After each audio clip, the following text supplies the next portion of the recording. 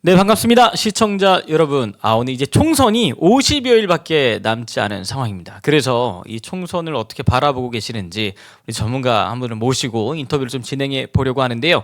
여러분 너무나도 잘 알고 계시는 혁명 20일 황장수 소장님이 지금 스튜디오에 나와 계십니다. 소장님 반갑습니다. 예, 안녕하십니까? 네. 반갑습니다. 네, 시청자분들에게 간단하게 인사 한번 좀 부탁을 드리겠습니다. 예, 시청자 여러분 안녕하십니까? 예, 저는 그 미래경영연구소 소장 황장수입니다. 자, 요즘 그 몸에 뭐 투석 중에 있지만은 여러분들에게 지난번에 그 자유통일당과 우리 그 혁명21당이 정책 연대를 통해서 이 총선에 서로 이렇게 돕기로 했기 때문에 그 약속의 연장선상에서 나와서 여러분들에게 자유통일당이 지지를 국민들에게 더 들 수 있는 그런 방법들을 토론하려고 나왔습니다. 네, 소장님 그러면 첫 번째로 제가 좀 궁금해서 드리고 싶은 질문이 있는데요. 현재 많은 분들이 이런 질문들을 하시는 분들이 계시거든요. 어떤 질문이냐면 지금 보수 진영에 국민의힘이 있는데 자유통일당도 어쨌든 보수 정당 아니냐. 근데 보수 정당이 굳이 두 개 다 필요하냐. 자유통일당의 필요성이 대체 뭐냐. 이렇게 질문하시는 분들이 많이 계시거든요. 여기 한 말씀 부탁드리겠습니다. 예, 첫 번째로는 그렇게 말씀하시는 분 대부분이 다 자유시장 경제를 갖다가 좋아하시는 분들일 건데요. 그럼 자유시장 경제 논리에 따르면 경쟁을 해야 네. 발전이 있지. 예, 맞습니다. 독점을 하면 소비자에게 이 피해가 되지 않습니까? 예. 오늘 아침 조선일보 보면 배달의 민족이 플랫폼을 독점하니까 식당들이 맞습니다. 10,000원 파면 4,700원을 떼간다잖아요. 그러니까 결국은 정치도 보수를 갖다가 국민의힘이 독점하고 또 이 좌파 진영을 갖다가 민주당이 독점하면 결국 이 보수나 이 좌파 진영 전체가 퇴화되고 후퇴되는 거죠. 네네. 그렇기 때문에 보수 진영 내부에서도 새로운 가치를 들고 나와서 경쟁하고 좌파 진영 내부에서도 경쟁하고 그런 경쟁들을 통해서 정치가 발전돼 가야 된다. 좀 그렇게 생각하고요. 그 말고 가장 중요한 것 중에 하나는 네. 오늘날 한국의 이 지금 국민의힘을 바탕으로 하는 그 이전의 미래통일당 또 옛날에 뭐 새누리당 또 뭐 한나라당 네네. 또 민자당 그리고 민정당 네. 공화당 이 뿌리 아닙니까? 예. 이 뿌리가 사실은 그 한국의 이 보수 진영을 바탕으로 했지만은 실질적으로는 이 정당이 가지는 그 이 뭐라고 할까요? 이 스펙트럼 이 넓이가 굉장히 한정이 되어서 기득권을 위한 정당처럼 되어 있어서 좌파 진영이 보수 맞습니다. 진영을 공격할 때 네네네. 수구 기득권이라고 맞습니다. 직접적으로 예. 낙인을 찍고 있지 않습니까? 네. 그렇기 때문에 다수 서민의 정서에 기반한 이 풀뿌리 민주주의를 실시하는 그런 보수 네. 정당이 반드시 나와서 경쟁을 해야 된다. 저는 네네네. 그렇게 생각합니다. 안 그래도 방금 말씀해주신 그 대목에 대해서 한번 여쭤보려고 했는데요. 이게 대부분 한국 보수 정당의 문제점이라고 하면 이제 수구 기득권을 위한 정당 아니냐 이제 이런 비판이 많았었는데 그렇다면 자유통일당이 이제 서민들을 위한 무엇인가를 할 때 이게 사실 정책적인 문제가 될 것 같거든요. 예. 그럼 어떠한 정책들이 이제 우리 서민들을 위한 예. 정책이 될 수 있을지. 그래서 오늘 그 방송 서두에 보면 그 자유통일당의 뭐 10대 정책이나 이런 게 나왔는데 12대 정강 정책이 있습니다. 12대입니까? 그래서 그런 내용들이 안보라는 이런 측면에서 봤을 때는 필요하고요. 예. 또 저희들이 주장하는 내용하고도 뭐 거의 유사합니다. 음. 근데 문제는 뭔가 하면 예. 요즘 이 국민들이 투표를 할 때 네. 매우 실용적이고 실질적인 이해관계에 따라 이 투표를 하지. 맞습니다. 예. 안보라는 부분을 가지고 투표에 결정적인 기준으로 삼지 않는다는 거죠. 맞는 그러니까 말이었습니다. 나이든 예. 한 60대, 70대층 네.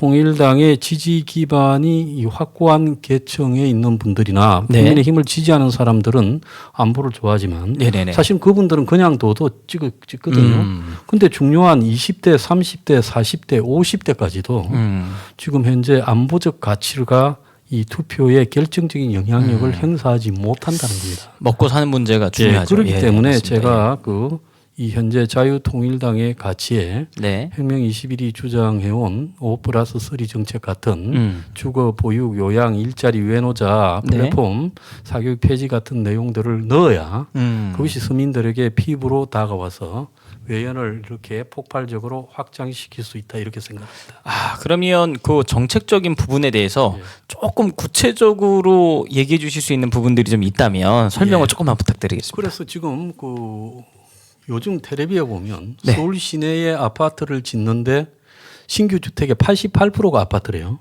아, 이제 예. 아파트 아닌 빌라나 네네네. 다세대가 없어요. 예, 맞습니다. 예. 그다음에 서울 시내 강남이 아닙니다.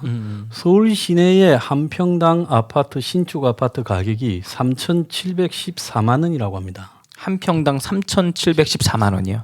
예, 그러니까 국민 평형이라는 84평방미터 네네. 그리고 33평짜리는 2억 그러니까 12억 네네. 한 3천만 원 정도 하는 거죠. 네. 아, 그럼 돈이 33평짜리 아파트가 예, 서민은 절대 못 네. 들어가겠는데요. 12억 3천이다. 예, 예. 그럼 못하죠. 아, 어떻게 못하죠. 합니까? 예, 맞습니다. 그러니까 네. 결국은 아파트가 신규 주택 대부분이 다 아파트다. 예. 그리고 아파트가 한 평에 3,714만 원이다. 네.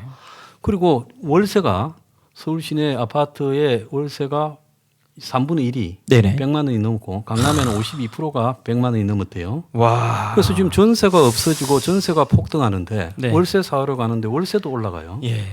그러니까 집이라는 문제를 우리가 가만히 한번 두고 봅시다. 집은 우리가 없으면 못 살잖아요. 예, 그럼요. 물도 없으면 못 살고 네네. 전기 그다음에 의식주의 가스. 문제인데. 예. 그러면 전기는 한국이 사실 공적으로 공급하지 않습니까? 네. 가스도 공적으로 공급하잖아요. 철로도 공적으로 공급하잖아요. 철도도. 네네.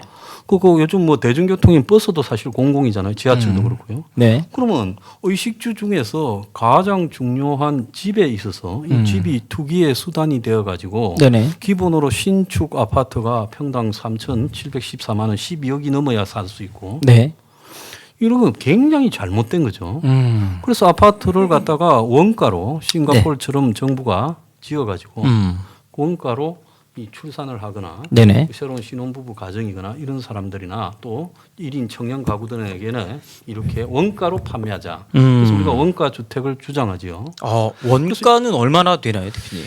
지금 제가 전문가들하고 상의해 보면 예. 정부의 공공시설이 있는 땅을 활용을 하면 네. 평당 700이면 그 땅값을 적절하게 치주고 와, 차이가 많이 나네요. 예, 그 아파트를 지을 수 있다고 생각합니다. 지금 아파트가요. 어. 재건축 조합이 예. 3년 전에 재건축을 논의할 때 네. 조합에 제시한 네. 건설사의 이 1평당 건축비가 580이었다는 거예요. 아, 그런데 3년 이제 전이에요. 하다 보니까 시간이 좀 걸리잖아요. 예. 최근에 다시 협상을 하니까 네. 얼마를 제시하는가 하면 930만 원을 제시하고 있다는 거예요. 어. 그러면 이게 엄청나게 올랐죠. 맞습니다. 1.78배 정도. 그리고 인건비가 올랐다, 뭐 네. 자재값이 올랐다고 80%가 올랐다는데. 네네. 근데 여기에서 가장 중요한 핵심은 뭔가 하면 네네. 실제로 아파트의 가격은 음. 주변의 시세에 맞춰서 신축 아파트 가격을 정해요. 네네. 분양가 상한제가 없어져. 주변에 구축 아파트들이 얼마 한다면 12억이면 신축 아파트가 12억이에요. 거기 맞서서 네네. 아파트 건축비도 정해져요. 음. 그러니까 지금 60층을 올린다느니 또 재건축 재개발한다는데 재건축을 하려면 5억을 더 내야 되고 예, 예. 10억을 더 내야 되고 맞습니다. 60층을 올리면 고층 아파트라서 그 가격을 감당을 못 한다. 맞습니다. 예. 그러니까 대한민국이 이제 집을 가지고 투기 수단으로 삼아서 돈 벌어먹는 시대는 끝내야 된다. 예, 예. 그래서 한참 집값 올라갈 때 집 샀던 젊은 분들 네네. PD님은 안 사셨어요? 아, 저는 뭐 그 연끌 살- 비투에가 살- 집 예, 산 네. 사람들 지금 난리 났잖아요. 맞습니다. 그 이자도 집값이 이제 내가지고. 앞으로 반토막 될 건데 예, 예. 그러면 자기 돈 다 날라가는 거예요. 맞습니다. 은행에 빚쟁이만 되는 거예요. 예, 예. 그래서 이걸 고쳐야 된다는 거죠. 주거 문제. 그럼 자본주의에서 이렇게 할 수 그렇구나. 있냐라는 건데 네네. 싱가포르 같은 경우에 자본주의를 표방하고 있는 대표적인 나라인데 그렇게 하고 있고요. 유럽에도 독일이나 영국 같은 데 사회주택으로 이렇게 하고 있습니다. 네. 그래서 하려고 노력해야지. 그걸 자꾸 안 하려고 하면서 부동산을 갖다가 여야가 지금 국민의힘이나 민주당이 이번 총선에서 부동산 정책을 내놓는데요. 네네네. 그 뭐 야당은 임대에 살아라는 거고 여당은 뭐 재개발 재건축 그리고 용적률 높여줄 거니까 비싼 아파트 사서 살아라는 거거든요. 무책임하네요. 무책임하죠. 네, 진짜 그러니까 무책임하네요. 이런 거를 자유통일당이 네네. 대중들에게 파고들어야 된다. 저는 그렇게 생각합니다.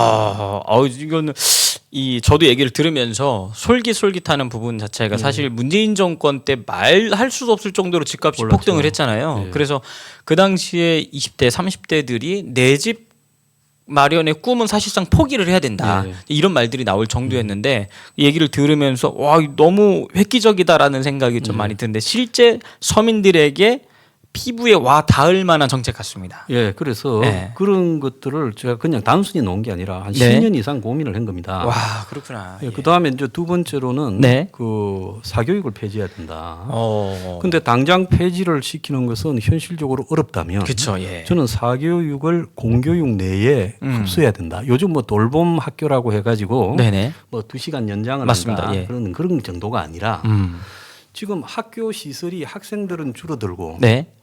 또 솔직히 말하면 맞습니다. 예. 애들이 일찍 서너시 되면 마치고 과외를 갖다가 뺑뺑이 돌잖아요. 예, 예. 그래서 집집마다 좀 못 살면 한 50만 원 더 들어가고 좀 살면 100만 원, 200만 원은 기본이고 아, 그렇죠. 어디 외고라도 보내거나 특목고라도 보내려면 평균 250만 원 써야 된대요. 맞습니다. 예. 이 뭐 하는 짓이냐.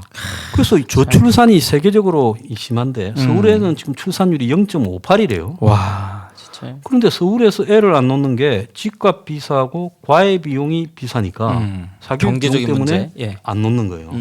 그러면 이 사교육 문제가 우리가 굉장히 중요한 문제다. 네네. 만약에 애들 사교육만 안 키운다면 예.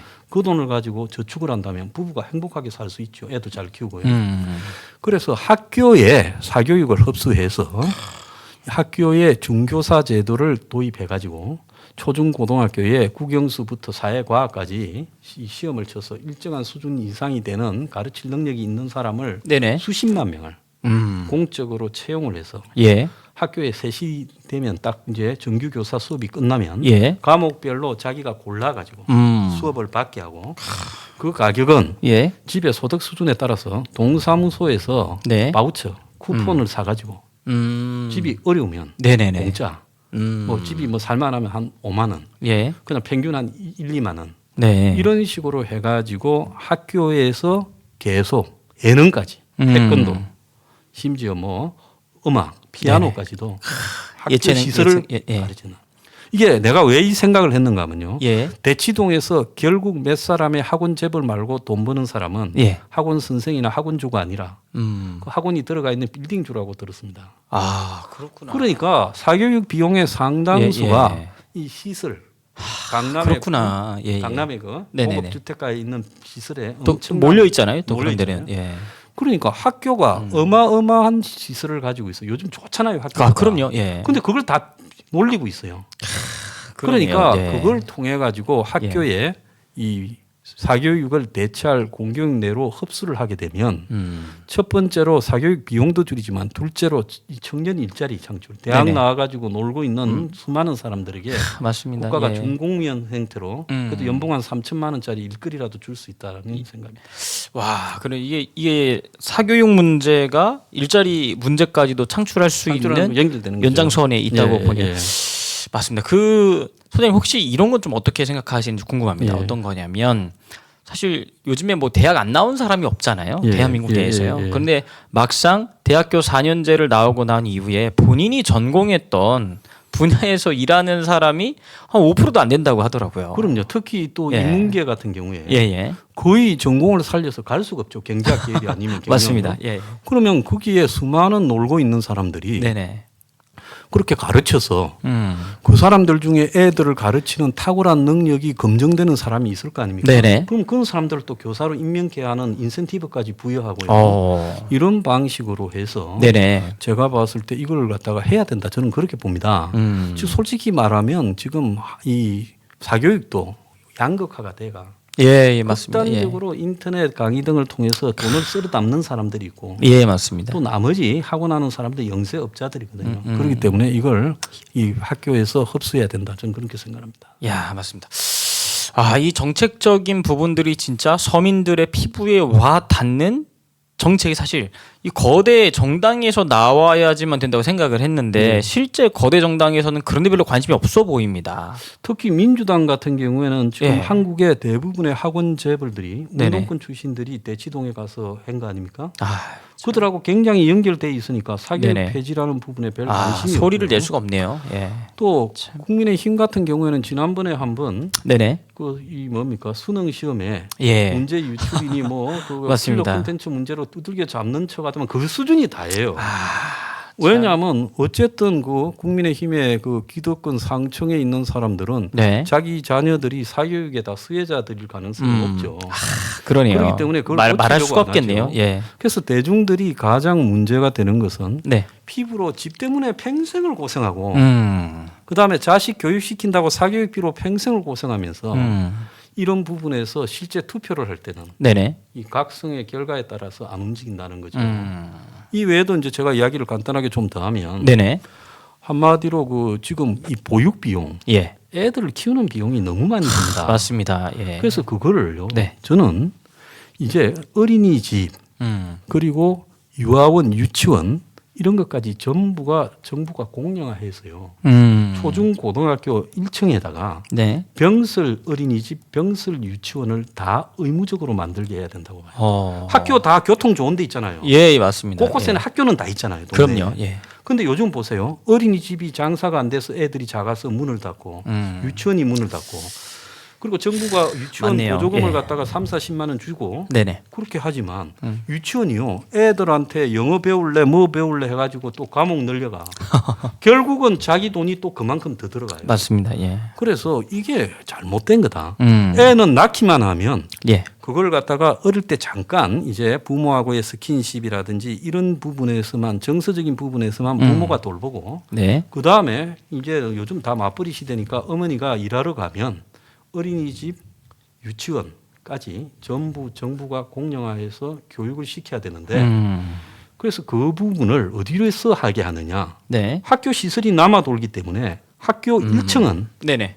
병설 어린이집으로 해서 부모가 원하면 밤에 9시 정도까지도 애들을 갖다가 돌보고 이렇게 관리를 해줘야 된다. 그 사실 지금 문 닫고 있는 학교들이 굉장히 많잖아요. 또 굉장히 대표님. 보시면도 예. 지금 문을 닫는 학교들이 맞습니다. 많잖아요. 예, 예. 그래서 제가 아까 원가주택 같은 경우에는 근대 앞에 가면 예. 거기에 학교 하나가 문을 닫았어요. 초등학교가요. 초등학교가 근대 예. 입구역 사거리예요. 와, 그렇구나. 거기에 원가 주택을 지어보자. 1,700평이더라고. 예, 예. 그래서 그런 이야기도 제가 제안을 했죠. 그렇구나. 그래서 이 보육을 책임져야 되고 네. 그다음에 이 이제 자유통일당의 많은 당원들이 연세가 계신 분이 계실 건데 네. 한국에 사람이 이제 몸이 아프면 70 넘어가고 이러면 다 병이 듭니다. 네, 그렇죠. 예. 그리고 이제 80대들은 병원에서 상당히 오래 보내는데요. 네네. 우리나라에 요즘 노인들이 마지막에 가는 곳이 요양병원이잖아요. 예, 맞습니다. 실제로 부모님이 집에서 이 몸이 거동이 불편하면 자녀들이 고민하다가 결국 요양병원에 가지 않습니까? 그렇죠. 뭐 마음 편하게 보내는 자녀가 어디 있겠습니까? 예, 근데 제가 예. 요양병원에 가보고 굉장히 충격을 받았습니다. 예. 한국말도 잘 못하는 네네. 중국인, 아, 조선인족이 그래요? 예. 한 명이 6명을 돌보는데 아, 그 상황이 열악하네요. 보통 열악한 게 아니에요. 예. 그런데 요즘 의료보험에 요양급여라 해가지고 100만 원에 가까운 돈을 정부는 또 지출은 하거든요. 네네. 그러면 정부가 요양급여를 지출하는데 그 요양급여를 받는 병원은 돈벌이화가 돼가 네네. 요양병원 그 급여 사기가 얼마 전에 4조쯤 적발됐잖아요. 와, 엄청나네요. 근데 이 급여가요 한 5년 만에 네. 한 5조쯤 늘어났다는 거예요. 그러니까 앞으로 이거 감당을 못합니다. 예, 그러네요. 그래서 정부가 왜 국민의 의료보험이나 이 준 세금을 가지고 그걸 요양병원에 줘서 그들의 돈벌이를 시키느냐. 그럼 그 사람은 그것만 끝이냐. 아니죠. 부모님 모시고 가면 딱 견적을 보죠. 예. 야, 이 집 돈 좀 있네.